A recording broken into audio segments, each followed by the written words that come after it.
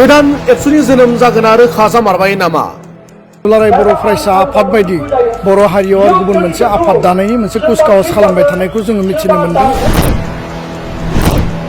सोरनि दैदेननायाव जागोन गोदान एबसुनि जोनोम? माब्ला दाफुंगोन गोदान एबसुखौ? सोर जागोन गोदान एबसुनि बिबानगिरि? आबसुनि आफादगिरि दिपेन बर'नि गोख्रों फिनजाथाय। बे आफाद बायदि बे आफादखौ फेर फाथिनानै जुजिनानै बेखौ गावस्राहोनायनि मेन्टेलिटिजों सर्ट साइटेड आरो गुसुं सिन्तानि जायफोरा भिजनारि लिडार नङा, जायफोरनियाव आदर्श आरो बेबायदि प्रिन्सिपाल आइडिय'लजि गैया। थारैनो बर' हारिखौ दैदेननो थाखाय गोदान एबसुनि गोनांथि जामारबाय नामा? गोदानै एबसु दाफुंनो नागिरनाय खोथाया बेसेबां सैथो? थांनाय 1967 मायथाइनि 15 फेब्रुवारि खालाराव दाफुंजानाय दुलाराय बर' फरायसा आफाद अदेबानि एबसुआ माब्लाबानो 50 बोसोर बाबेनलांबाय। बे गोलाव 50 बोसोराव बर' हारिनि थाखाय मोनफ्रोमबो बिथिङाव खामानि मावबोनायजों लोगोसे आलादा बड'लेण्ड सोरजिनायनि थाखाय गोलाव सम सोमावसारबोनाय एबसुनि आथिखालनि दैदेनगिरिफोरनि सायाव बर'फोरा फोथायनो गोब्राब जाबाय नामा? दिनैनि सानाव बेयो मोनसे गिदिर सोंलु जानानै नुजादों।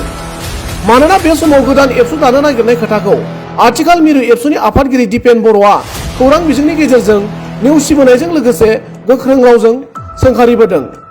बेबादिनो तामुलपुर दखरा एबसुनि सनाथि मायथाइ फोरबोनि गेवलां मेलाव बाहागो लानानै एबसुनि आफादगिरि दिपेन बर'आ गोदान एबसु दानो नागिरनायनि हेंथायै ओरैबायदि बुङो। सर्ट साइटेड आरो गुसुं सिन्तानि जायफोरा भिजनारि लिडार नङा, जायफोरनियाव आदर्श आरो बेबायदि प्रिन्सिपाल आइडिय'लजि गैया, बिथांमोना दुलाराय बर' फरायसा आफाद बायदि बर' हारियाव गुबुन मोनसे आफाद दानायनि मोनसे कुचकावाज खालामबाय थानायखौ जोङो मिथिनो मोनदों आरो खोनानानै जों गोथौयै दुखु मोनदों आरो आं सोंखारिदोंबो। आरो जायफोरा बे हाबाफारिखौ मावनो थाखाय लिड लादों बिथांमोनखौ आङो अपेनलि आपिल खालामदों, खावलायदों जे बिथांमोना बेबायदि डिभिसिभ मोनसे सिन्ता, गावस्राहोनाय, जातियाव डिसइउनिटि लाबोनाय, जातिखौ माने गावस्रा गावस्रि बुलाय बुजाय हिंसा हिंसि खालामनायनि जि मोनसे थासारि लाबोनो नागिरदों बेनिफ्राय जानगाराव था। नोंथांमोना गुबुन गुबुन आफाद दानो हायो, किन्तु दुलाराय बर' फरायसा आफादा बर'नि माहारियारि आफाद, फरायसा आफाद। बे आफादाव गोबां बिबानगिरिफ्रा खामानि मावबाय, दैदेनगिरिफ्रा खामानि मावबाय। उनाव इयुन जेनेरेसना, इयुन जोलैया बे आफादाव थानानै खामानि मावगोन।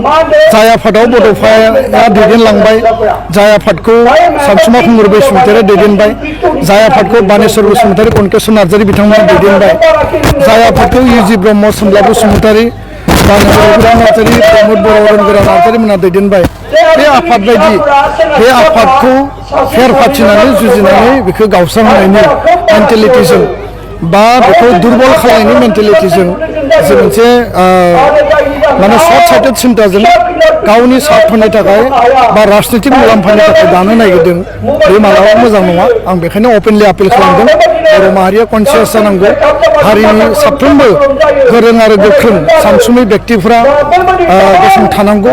दुलाराय बर' फरायसा आफादनि आन्सलिक, जिल्ला, मिरु, जोंनि unit committee, state committee, university committee साफ्रोमबो दिनैनि समनि यां जेनेरेसना बेबायदि मोनसे गिलु बालु कनस्पिरेसि बेयाव बयबो गसंथानांगौ आरो जायफोर फर्सआ बे हाबाफारिखौ लादों बिथांमोनाबो बुजिनायनि प्रयजन दङ होननानै आं सानो।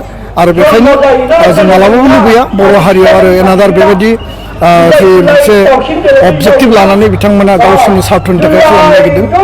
भेरि माच आनफर्चुनेट।